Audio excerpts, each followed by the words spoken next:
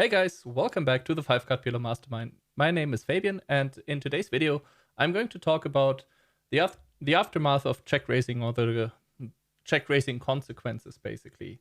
In my last video, I talked about how to check raise in 5 Card Pillow, and there were open questions under the video, or maybe, follow-up questions, basically. And the questions were like, okay, now that we know this kind of strategy, is it actually useful to play it in-game? Should we adjust it in-game against certain types of opponents? And there's many things surrounding check raising, basically, many questions or many things that are worthy to discuss. And I thought it's easier to address it in another video, because if I just write down like paragraphs of of arguments, basically, very little people will see them, and I think, and it takes a lot of time, but I think it's more useful, like, if you all get to see my answers to that, because I think it's kind of it's an important topic and an interesting one. So let's take a look at the questions, and then I will break them down a little bit afterwards. So, DW Zaba is asking about check raise folding. Don't you think people don't have a lot of it? Because they auto-adjust to merged c-bet ranges, where this check raise folding range performs poorly. I don't think so. I think the correct adjustment against merged c-betting ranges is not to stop bluffing. We also have to point out, like, what is a merged c-betting range? Okay, merged c-betting range usually means, okay, we're gonna bet the top of our range, and then we a classical or like a GTO-ish c-betting range will include a lot of the mediocre hands in the check-back range, and then a merged c-bet range takes a lot of these hands and puts them into the betting range, but instead, like, doesn't bluff as often as it should with like very low equity hands. And against that, I totally don't think that's the right adjustment to do. What you're describing, or like how people are playing, is basically against someone who never has a bluff. So if you're playing against someone who has only top sets or wraps with a nut flush draw when he's betting, okay, against this player we want to be super tight with our check raises, obviously. But against any other type of player, like against a player who's quite balanced or against a player who's betting too merged, we definitely want to have a check raising range and an aggressive check raising frequency, because if someone is betting too merged, he's basically betting hands that he's not supposed to bet, because they perform so poorly against the check raise.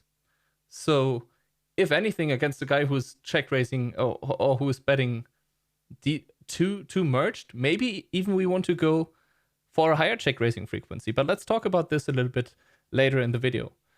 I want to jump immediately to the second part of the question, and that was basically how to adapt our own check raising range versus merge betting strategies. And I think that's something that, that's why I wanted to include it in this video, because I think it's something that a lot of people will face in their games.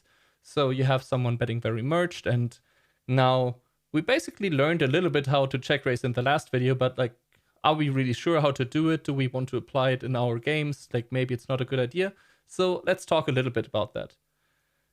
So how do we adjust against merged c-bets?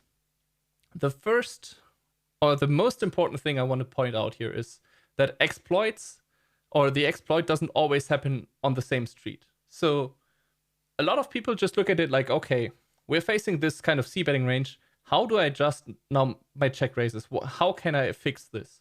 But what happens is, when you identify his range, you should always think about the other parts of the game tree. What other nodes are affected by this, basically?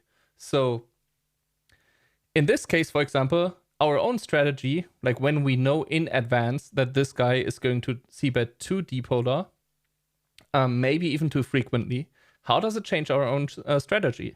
And so the affected most important nodes for us are flop leading, for example. If we know our opponent is c-betting way too much, or not even way too much, but too much, or too value heavy, or like too merged, as we said, maybe we want to turn down our flop leading a little bit. Like we've already discussed it in the last video. We should definitely have a fair amount of leads in 5 Card Pillow. So, but if our opponent does all the betting for us, maybe it's time to go back to just checking everything if you're not doing that already. But also, what other street is affected? It is the turn, of course. If someone is betting two depolar on the flop, it means he doesn't have the mediocre hands to protect his turn range. So we want to be very aggressive on the turn when it goes check, check. And on the other hand, maybe we want to be a little bit more careful even on the turn when it goes c-bet and we call, when we check call, because he's less likely to have those low equity barrels down the road. So we want to be more careful with bluff catching on turns and rivers against these types of opponents. And these are very often the main adjustments. So the main adjustment doesn't always happen on the same street. So always try to think about every part of the game team all the time. Nothing easier than that, right? But also what you should ask yourself is, okay, what do we do if the positions are reversed? So if we are the c-better, and I mean, that basically there is also another question about this after this. But what do we do if the positions are reversed? How do we adjust our c-betting strategy? And also ask yourself, okay, who is actually making EV in this situation? Like, am I playing this situation better than my opponent on average, like with my whole range against his whole range? Or is he playing it better? So, and if the positions are reversed, like how do we want to adjust in position against maybe a too tight check raising range? But this is something that we will also address in the next question, because there was actually a question about this as well. So my main argument actually is against two merged c-bets is don't over-adjust, let them dig their own grave. So what do I mean by this? Very often when we face these merged check or like merged c-betting strategies, they don't want to get check raised. That's what I said earlier. So we don't want to make like super big adjustments. We still want to have bluffs. Like even if he's like a little bit more value heavy, like if we have a rep with a nut flush draw, of course we're gonna go for it. Or if we have two pair with a nut flush blocker, like a weakish two pair with a nut flush blocker, we have so strong blockers. Sure, we can go for a bluff check raise and then fold to a 3-bet. Like that's still something that we want to do because our blockers are so strong. The problems our opponent will have is like he's going to bet hands like middle set, no backup, top and bottom pair maybe, top 2 pair, no backup. These kinds of hands that do really poorly against a check raise in 5-card PLO. And he will then realize, fuck, I messed up by betting this hand if he gets check raised frequently. So I wouldn't say you should over adjust against these types of opponents, especially like if you're not totally sure about the exact tendencies of them. I wrote down here 2 possible adjustments that I could see like you could do, like, but only I wouldn't do it like in a big way, just like a few minor adjustments, basically a little bit of tweaking a little bit here and there. But what you should do is more check folding. If someone is not bluffing a lot, and I mean that's what it is basically on the flop. If someone is only has a lot of thin value bets and very little bluffs, you should just fold more. Just continue the hands that have like the immediate equity against his bet to continue, or the hands that have great implied odds and so on.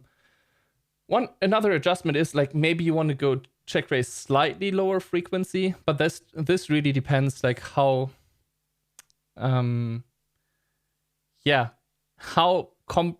merged is your opponent's c-betting range.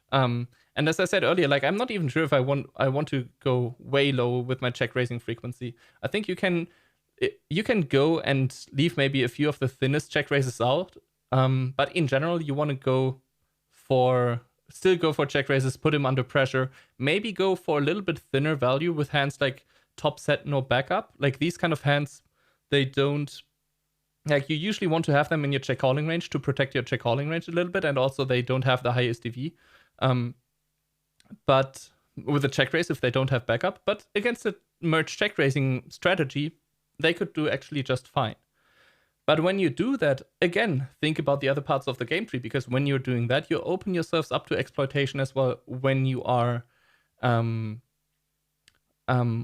you're check calling.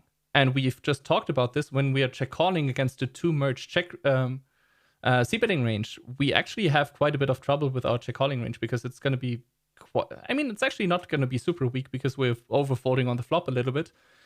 But also what you could say is when we have these hands like dry top set and so on, no backup, we will very often be able to check raise the turn because our opponent will just have like too many of these thin value bets on the flop. And at least on the blank turns, he will just keep barreling them, like barreling all of them. And that's like super good for our top sets, of course. So I wouldn't make like too big adjustments because also keep in mind, we're actually playing a balanced strategy here. We're playing a really good strategy.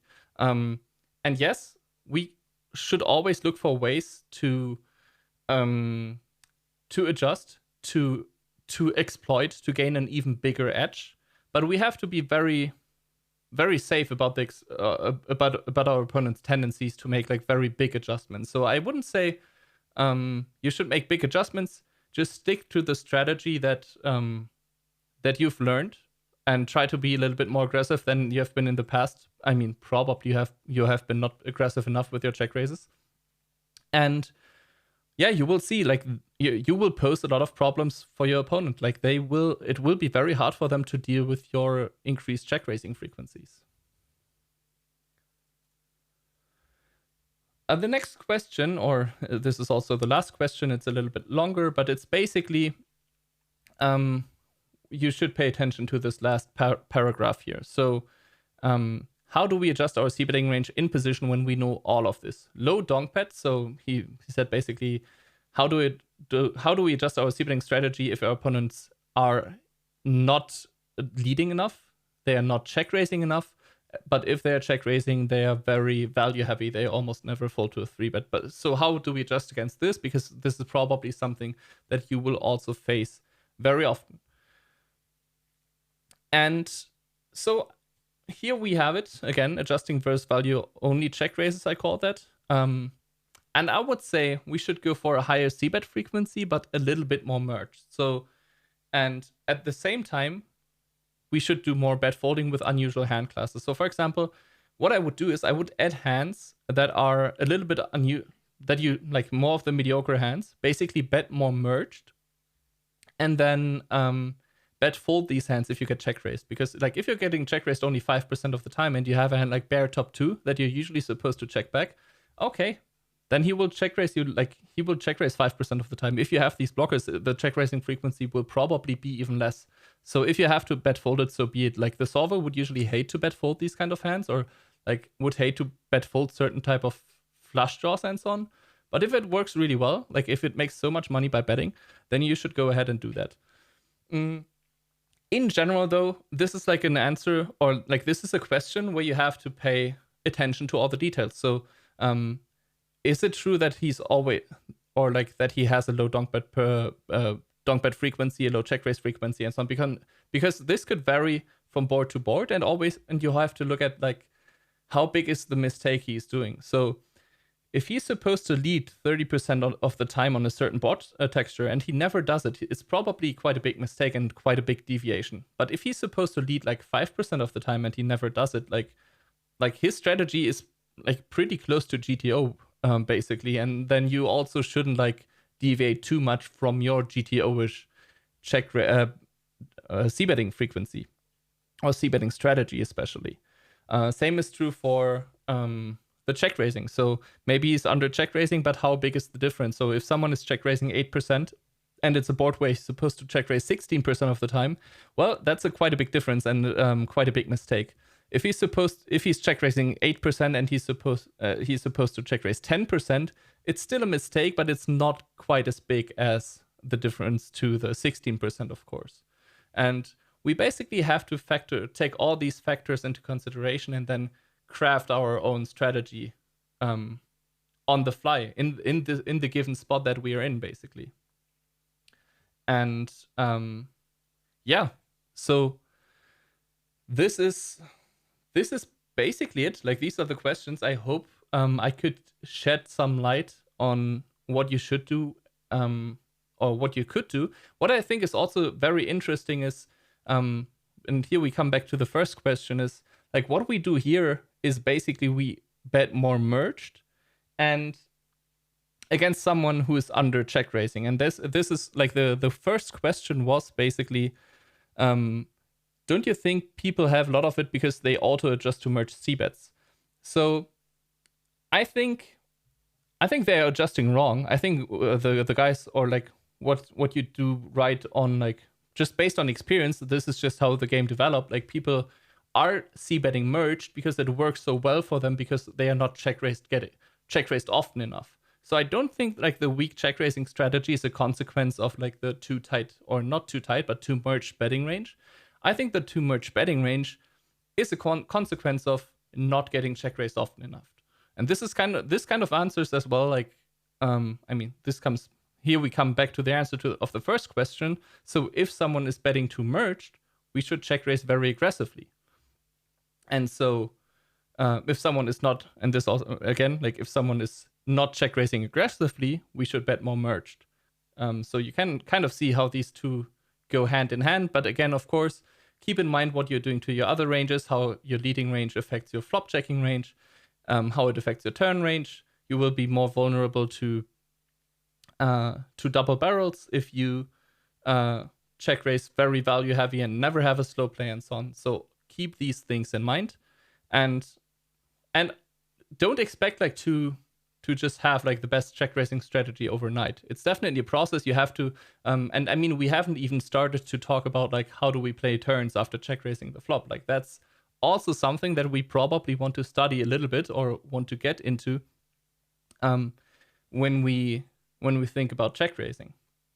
But it's still definitely worth it. Like I've made very good experiences with aggressive check raising, and I think a lot of people have a very hard time dealing with it, like even at the highest stakes.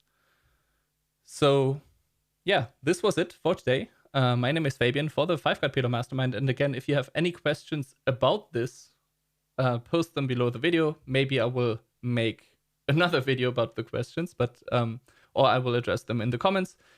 If you have any other questions, always feel free to reach out to me privately on Discord. That's also, I'm available there and usually happy to answer your questions. So that being said, have a good day or a good week at the tables, and I will see you in the next video. Bye bye.